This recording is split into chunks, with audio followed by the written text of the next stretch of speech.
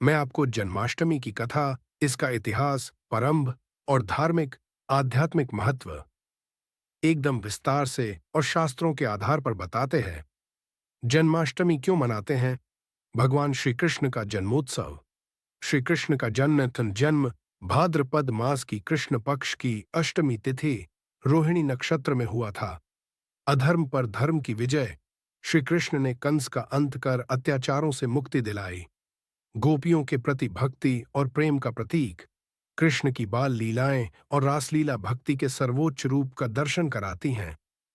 गीता उपदेश का महत्व। कर्म, भक्ति और ज्ञान का संगम जन्माष्टमी में स्मरण किया जाता है।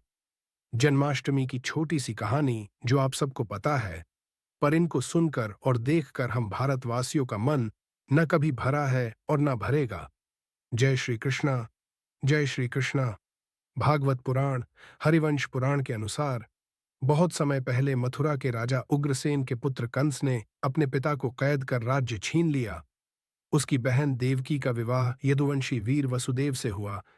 देवकी के विवाह के दिन आकाशवाणी हुई, हे कंस, जिस देवकी को तुम स्वयं विदा कर रहे हो, उसका 8वां पुत्र ही तुम्हारा विनाश करेगा। कंस ने देवकी को मारने का निश्चय किया, पर वसुदेव ने वचन दिया कि वे उसके प्रत्येक संतान को जन्मते ही उसके हवाले कर देंगे। कंस ने उन्हें कारागार में डाल दिया। देवकी के 6 पुत्रों को कंस ने मार डाला। 7वें गर्भ में बलराम जी थे, जिन्हें योगमाया ने गोकुल की रोहिणी के गर्भ में स्थानांतरित कर दिया। 8वें गर्भ में भगवान श्री कृष्ण ने स्वयं विष्णु रूप में प्रकट होकर कहा, मैं धर्म की स्थापना और अधर्म के नाश के लिए अवतरित हो रहा हूं। आधी रात को जन्म होते ही कारागार के दरवाजे खुल गए, पहरेदार सो गए और वसुदेव जी ने कृष्ण को टोकरी में रखकर यमुना पार कर गोकुल में नंद यशोदा को सौंप दिया।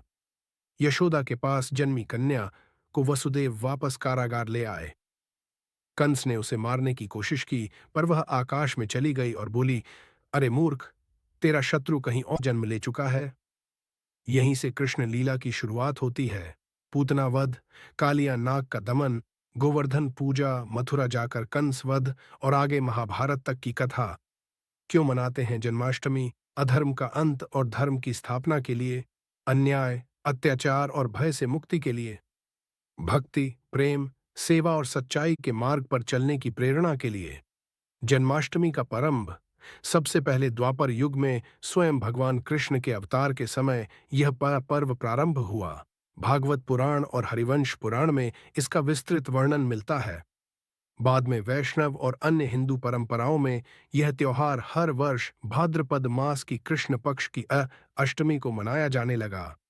धार्मिक आध्यात्मिक महत्व। पहला, गोकुल भाव। बाल कृष्ण की सेवा और पालन से हृदय में वात्सल्य और करुणा बढ़ती है। दूसरा, धर्म स्थापन। यह संदेश कि जब भी अधर्म बढ़ेगा, भगवान अवतरित होंगे। तीसरा, भक्ति योग। राधा कृष्ण की लीलाओं का स्मरण मन और आत्मा को शुद्ध करता है। चौथा है संस्कार, उपवास, पूजा से स्नान, रात्रि जागरण और भजन कीर्तन से मन का संयम और आत्मबल बढ़ता है। संक्षेप में संदेश, जन्माष्टमी सिर्फ कृष्ण जन्मोत्सव नहीं, बल्कि असत्य पर सत्य की विजय, अन्याय पर न्याय की जीत और मोह अहंकार से मुक्ति का पर्व है। हिंदू ग्रंथों और परंपरा के अनुसार जन्माष्टमी के दिन सुबह की पूजा का स्वरूप दिन भर के उत्सव की नींव मानी जाती है। मैं आपको क्रमवार पूरी सूची बताते हैं, जिसमें सुबह कौन कौन से ग्रंथों का पाठ, किस क्रम में और आरती के समय क्या चढ़ाना है, सब शामिल है। अगर मेरे बातने में किसी प्रकार की कमी या गलती हो जाए तो माफ करना। सुबह जन्माष्टमी पर पाठ का क्रम। घर में पूजा के लिए पारंपरिक और ग्रंथ आधारित क्रम। पहला, श्री कृष्ण ध्यान मंत्र। पूजा से पहले भगवान का ध्यान करें। उदाहरण, एवं देवकी नंदनाय विद्महे वासुदेवाय धीमहि तन्नो कृष्णः प्रचोदयात का जाप कर सकते हैं। दूसरा, श्रीमद् भागवत का पाठ कर सकते हैं। कम से कम अध्याय 9 राजविद्या राजगुह्य योग और अध्याय 12 भक्ति योग का पाठ करें। तीसरा, श्री कृष्णाष्टक या श्री कृष्ण चालीसा स्तुति के लिए, यह भक्ति को गहरा करता है।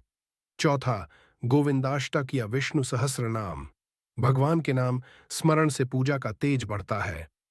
पांचवा, दामोदराष्टक, विशेष रूप से घर की भक्ति में संध्या और सुबह दोनों समय उत्तम। छठा, श्री कृष्ण जन्माष्टमी विशेष स्तोत्र, गोपाल सहस्रनाम या मधुराष्टक। सातवां, अंत में आरती, ओम जय जगदीश हरे, विष्णु आरती, जय कन्हैया लाल की विशेष जन्माष्टमी आरती। चाहें तो राधा कृष्ण आरती भी कर सकते हैं। सुबह आरती के समय चढ़ाने योग्य सामग्री।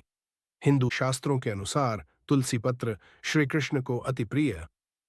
माखन मिश्री, बालकृष्ण का भोग, पंचामृत, दूध, दही, घी, शहद, मिश्री, फूल और माला, खासकर गेंदा, गुलाब, चंपा, मोगरा, फल, मौसमी फल, विशेषकर केले, अंगूर, धूप और दीप, घी का दीपक उत्तम, चंदन या केसर तिलक, श्री कृष्ण को अर्पण, भोग थाल जिसमें खीर, लड्डू, पूड़ी आलू, पंजीरी हो, पानी से भरा कलश, पवित्रता और मंगल का प्रतीक।